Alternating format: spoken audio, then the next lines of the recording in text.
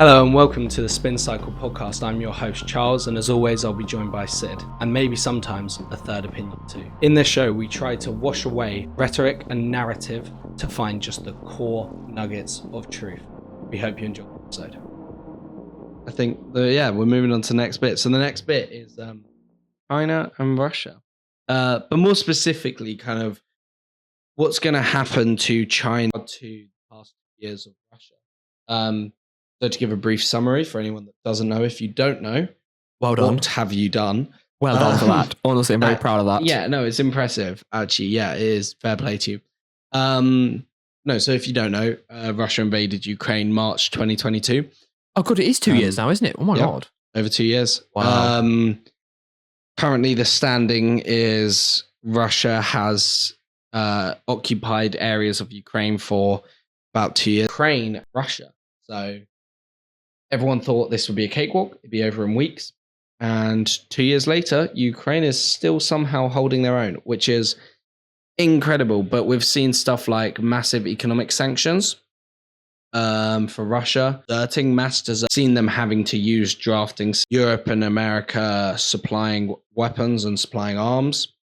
And then a brief bit on China. So I guess the kind of key thing, right, is like the global, it's in question who's the global superpower. That is for sure. America. Sorry, yeah, you go. I feel like if it's in question, then if people are questioning it, then it's very clearly you can't just assume America is the number one anymore. No, exactly. And I think there's a lot of media. My fiance. So China's looking basically for ways to become a superpower, and Taiwan is very close to their borders. Now, Taiwan is a thing that China used to claim as their own. They still claim as their own. Still claim as their own. And the Taiwanese do not. They have their own government, and they do not respect Chinese authority. Well, it's because they that was where the old Chinese government fled to Taiwan when the Great Cultural Revolution started. That's where they fled to. So they view themselves as true China. You want to really piss off a Chinese man. Not China, the Chinese government, sorry. If you want to piss them off, call the China. You just got to call it West Taiwan. They call it East China. West Taiwan. Yeah. Well, and it's and now obviously the development has kind of been so. While it was kind of there, largely forgotten about because. One, America backed Taiwan so much. So America heavily backed Taiwan, and China doesn't much rather take. Also, it wasn't that valuable. Now, however, one of the access to technology. And as I said, it's currently backed by America. They kind of support each other, and so China wants it back.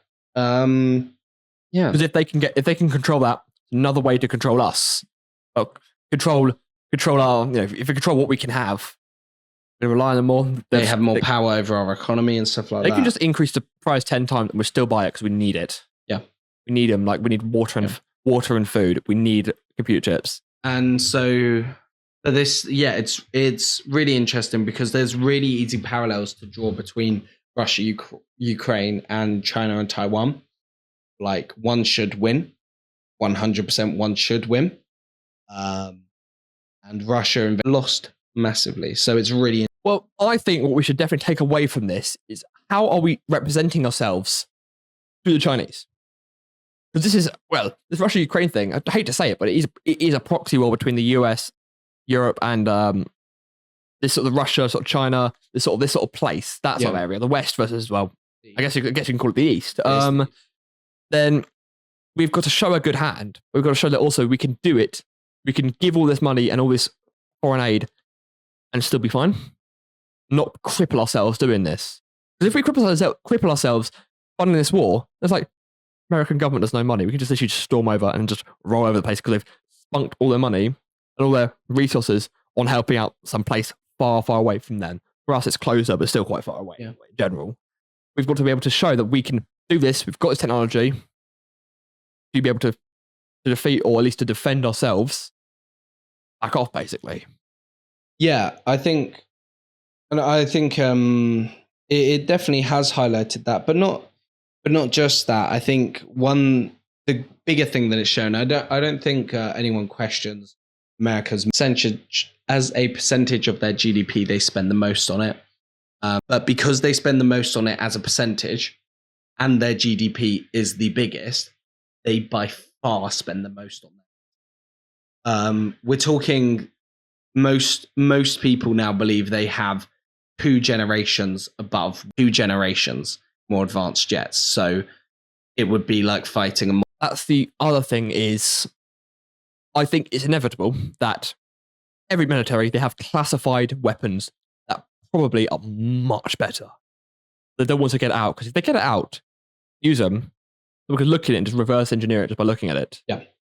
Like, I wouldn't be surprised if we have secret satellites that are able to do like lasers from space, or you've heard of the rods from God, that sort of thing, where like a big tungsten rod like that.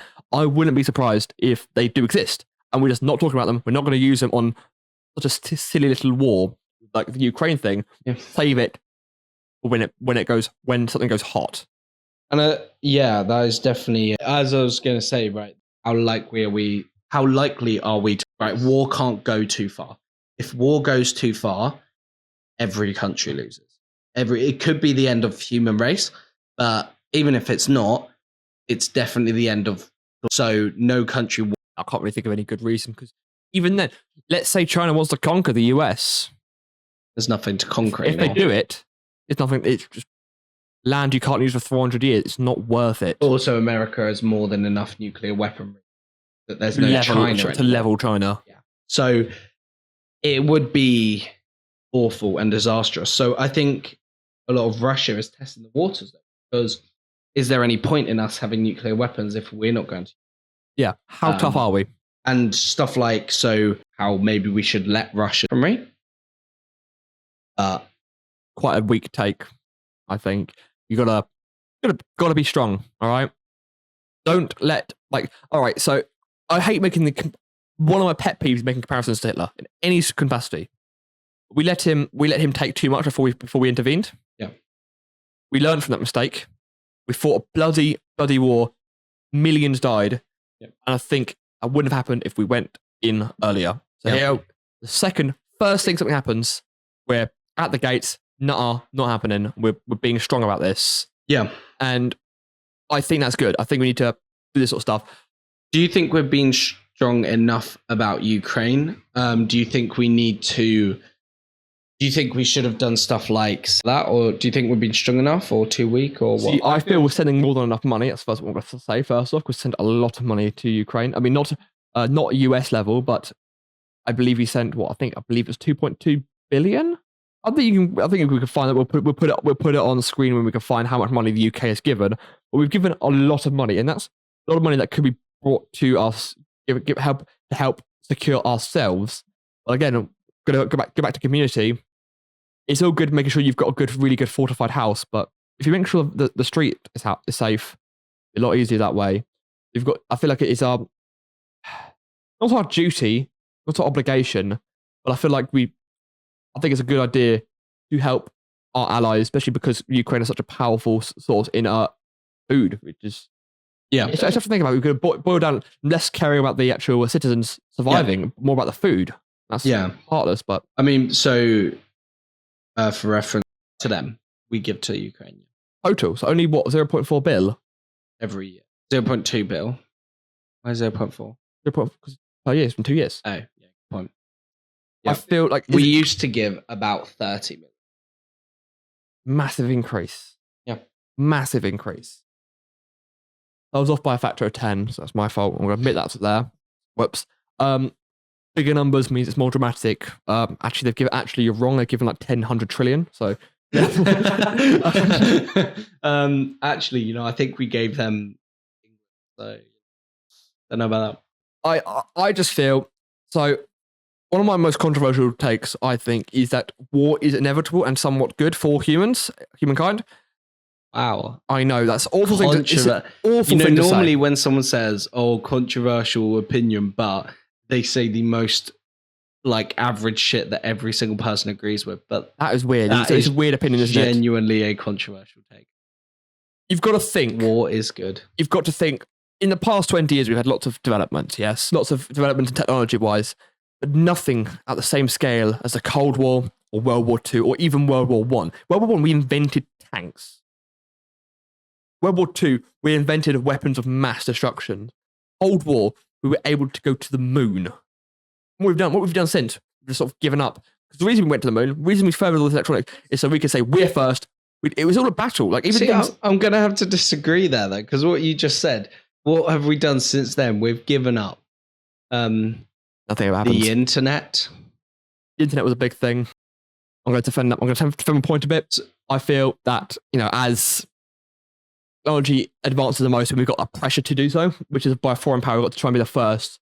Like, we were able to land some on the moon during the Cold War. We were able to take so many advancements in physics, and actually specifically subatomic physics, because we wanted to be the first one to name these elements, namely subatomic particles, to beat Russia.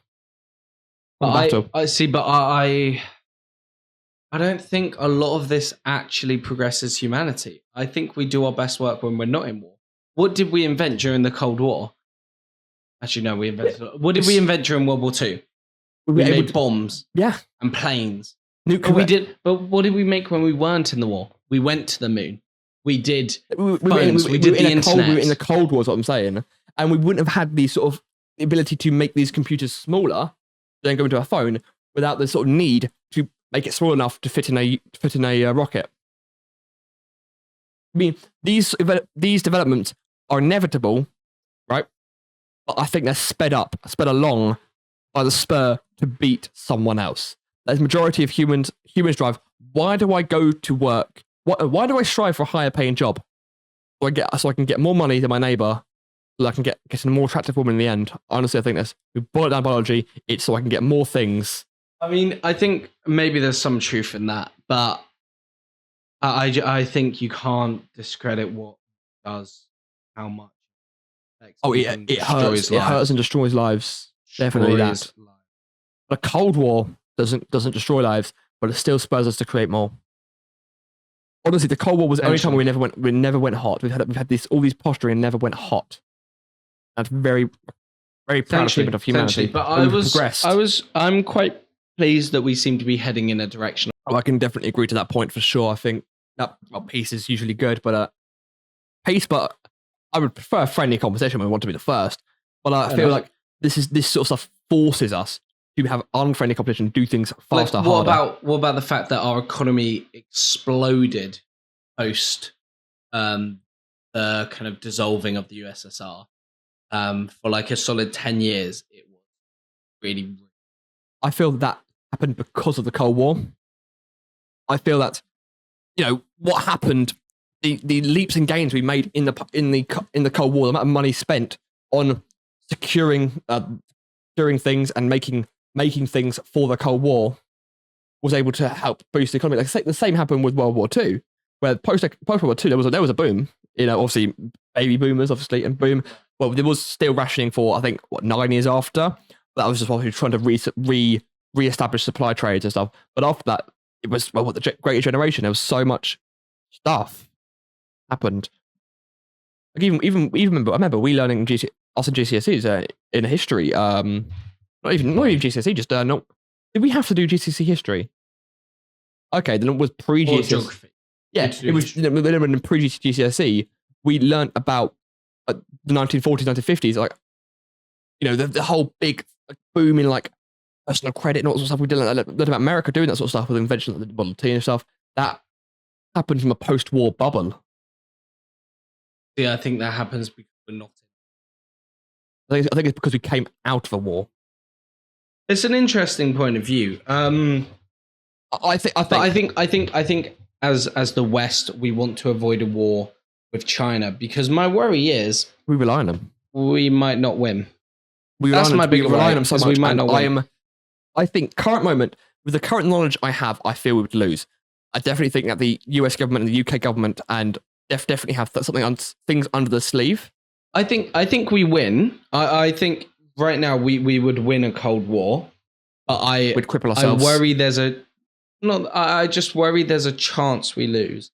And I'm no massive fan of America. I believe Europe should have a lot more self-identity. Yeah. And, have We kind shouldn't of be America's brother. we should be America's brother, but we shouldn't be America's servant. And I think that is a twin. huge difference.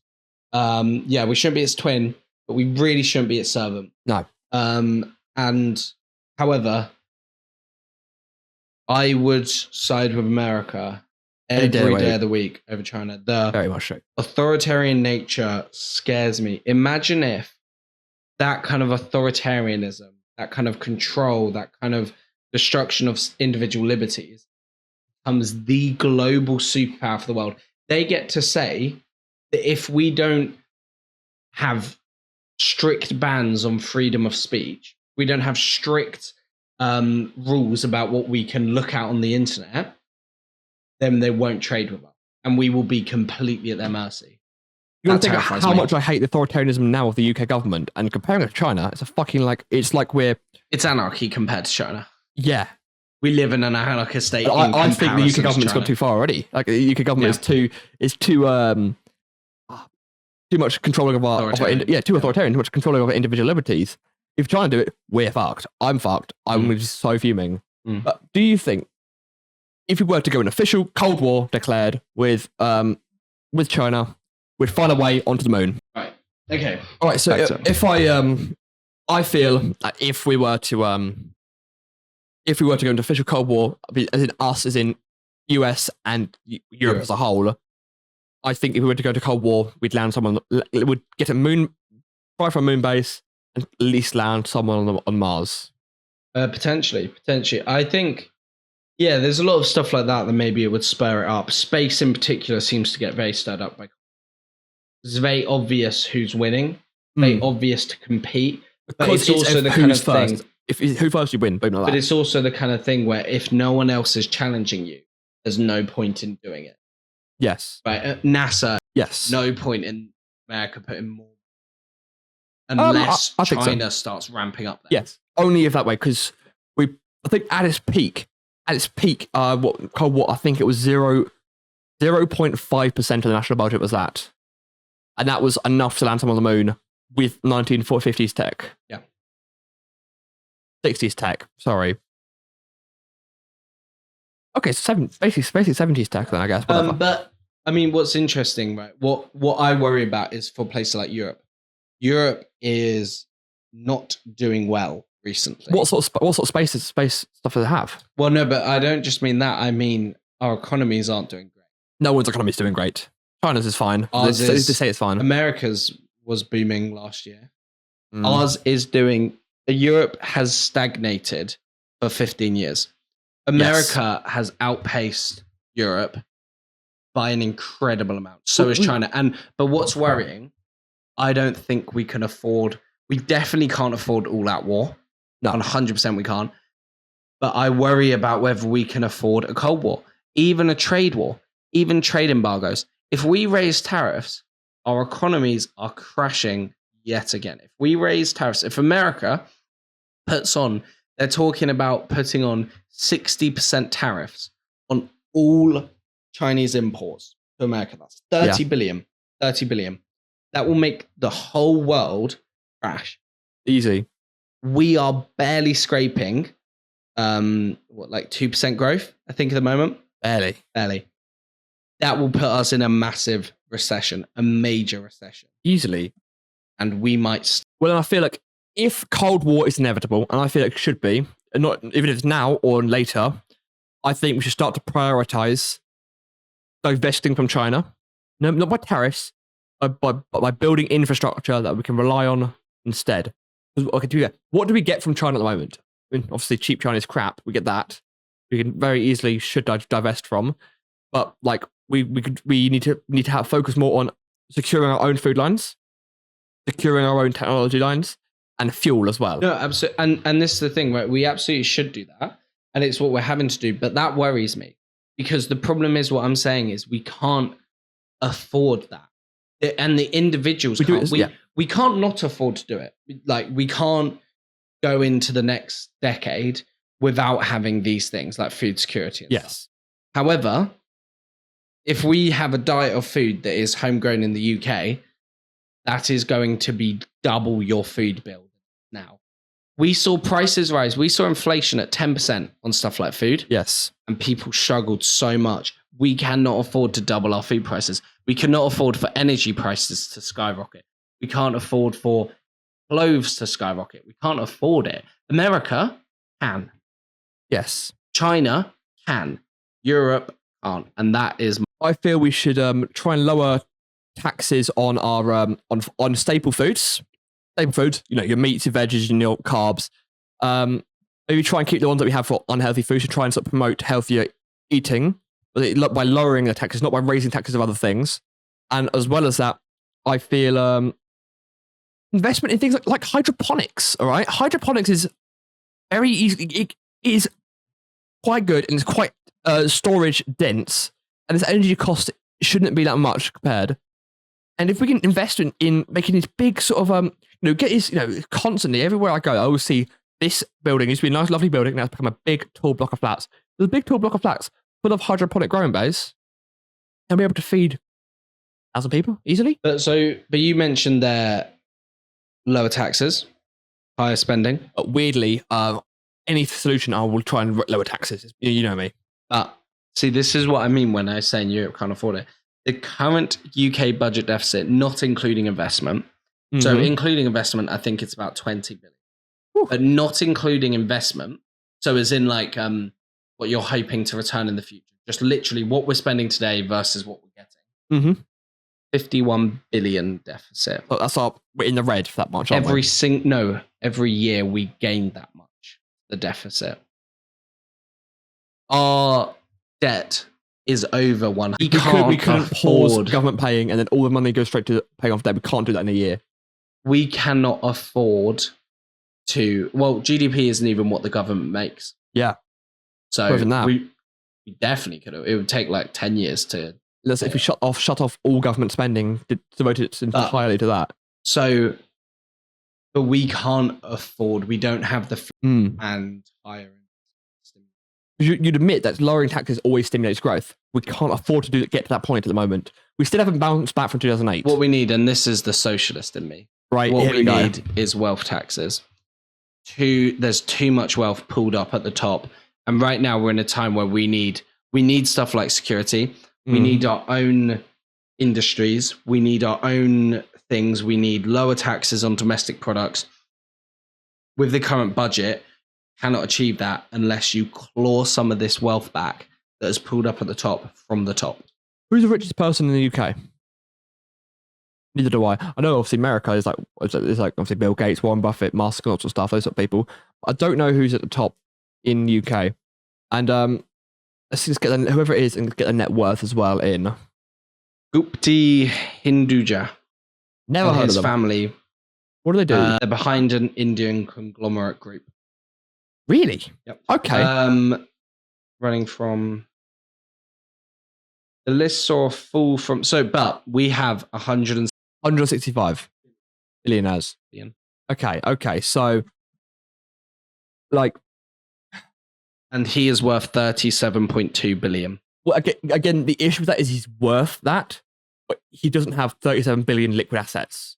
The government can't tax that much. Say we take half a billion off all the billionaires. It will tank our economy is the issue as well, doing that. Yeah, but that's a budget deficit gone for that year. But if you were to take that much out, because it's in stocks, it's in other things, if you were to take that much money out of that, boom, the economy is gone. 100%. And I'm not actually advocating. What I do advocate for is a wealth tax. So that's people that don't earn a lot of money, right? But they have a lot of, right? So if you just sit on a large manor house. My issue with that is one of the stories, the kulaks. They label anyone who has a little bit more than someone else as a kulak and do it. If they had a slightly bigger field than someone, therefore you're kulak and then they get everything stripped away from you and stuff like that. I feel so a wealth tax. Who decides that you're too wealthy? Wealth taxes would be that. Well, I don't think there should be anything wrong with being wealthy. I don't think there's anything being wealthy is something to strive for. But I think there's something to be said for basically what it would be is you have any item worth over. So one of the ways you could do a luxury goods tax. any item, singular thing you can purchase worth over £20,000, you add a 20% tax on it. Or would you put a house on that? What Luxury else? goods. So it would be watches, handbags. I don't understand how people be proud of spending 20k on that sort of stuff. I don't understand it. Anyone spending 20k on a watch ought to pay more tax. Yeah. And in a time when we're talking about national security, they should be paying more tax. What was always used to be understood, right, is when economic times are good and when the country's doing good, the rich benefit, right? Yes. Economic times are hard. Rich benefit. No, but the rich suffer. That's what was the thing. That was what was the thing, right? Oh, used to be, yes. That's what I'm saying, yeah. Okay. Even if you take it all the way back to medieval England, right? Yep. When times are good, the king, loving life. When there's a threat of war, the king's the one that has to spend the money to protect his people. Yep. When we're worried about food, when he was worried about food security for his people, he was the one that had to go invade places. Because he had to care about spend the money. He had to care about the people, otherwise he'd be gone. But it was expected to fall on him. It's not. The tax burden is on the poor rather than the rich now. It's on the middle class rather than the upper class. What middle class? Oh, true. It's shrinking. I think those are 127 billionaires. If 50% of the population of the UK died mysteriously, they would still be fine. Those billionaires would still be fine. The other 50% will be fucked and screwed. True. Like, okay, if economy goes up, rich people get really rich. Yep. If the economy goes down, rich people get really rich because they're able to burden that cost. Yep. They're able to burden that cost. And I feel like back in then, I remember my grandmother, I believe she's telling me how the ring that she had, the ring that she was engaged with, was given by my granddad's grandmother. Instead of buying a whole new luxury, it's an heirloom. And we don't have heirlooms anymore. It's all, I earn the money, I'm going to get to spend it all, and then nothing for my kids really. And we just need to sort of be sensible with your money. But that is negative to the economy. But basically, my point is, and there's a lot of interesting thing that happened over COVID, where money pooled at the top. Yes, and that very can much be a whole nother conversation. I really want to do one. Another conversation could be another 700 million, really. Yeah. But we need to claw some of that money back. Find a way to get some money back. The country needs it right now. Not the country, the people need it. Yeah. Country, the people of the country, the citizens. Yeah. But even that includes the uber wealthy. What happens to the top 1% when we're reliant on China for our energy prices, stuff like that? Like, if we don't have food security, everyone suffers. Cost of living, everyone felt that, right? Even the top 1%. Maybe not the top 0.1% didn't. Yeah. But business owners felt it awfully because everyone had to ask for more money. People earning £80,000 a year, they felt it. Yes. And they're in the top 1%. But maybe not. Maybe top 5%. Top 1% easily. But but they felt it still. So everyone has a vested interest in food security, energy security, security. Yes. So they need to chip in more, in my opinion. If that's what we need to do, that's what we need to do. It's a struggle. It's a struggle to find a solution because you know me, trying to get me to admit to lefty commie nonsense is impossible. But you're making good arguments because we're at the point where I'm like, I don't want this to happen. Do I have another choice? Well, my arguments are making sense. Not a commie. I'm not a communist. You're still lefty commie nonsense though. I haven't got a choice but to agree with it. I love capitalism. Yes, I believe in capitalism, but I believe in regulated capitalism and a system of not even redistribution of wealth, but a level of, for everyone's sake, we need to chip in. There's certain things like having an army. Every single person in the country benefits from having an army. Everyone needs to contribute in order to have an army. The people that can contribute, that's my simplistically said, that's what I believe in. I believe the uber wealthy are taking advantage of the government. All right? Because, I mean, you know me, I find a very, very little difference between a government and a business. Right. A government is just a business that says it owns land. Basically, that's right. You could boil it down simplistic enough to that. And what they're doing is they're relying on the government and all these tariffs, and they're always bribing officials to build things in their favor. Yep. And it doesn't help them. If we had smaller government, maybe businesses would have to realize they have to rely on each other and they have to be more cooperative. But at the moment, a business has to rely on themselves and the government for anything they have to. Anything else? Really interesting take. Just them and one other institution. You know, I've not heard that take before, but that's really interesting. You can understand exactly where I'm coming from. No, I can. That's really interesting take. Like imagine like a union of big businesses of we're all going to do things in our common interest to help ourselves. You know, a delivery company is going to do something with a company that helps out with ordering. We're going to help out with something that requires supplies. They're all going to form a cooperative together because they have to, because we're strong. We are strong together. But no, the big business will then sort of will talk to the government about it, and the government will help big business and cripple themselves. The government cripple themselves to bend over backwards for a big corporation. It's an interesting argument, especially as someone that tends to believe more government interference. It's interesting. Anyway.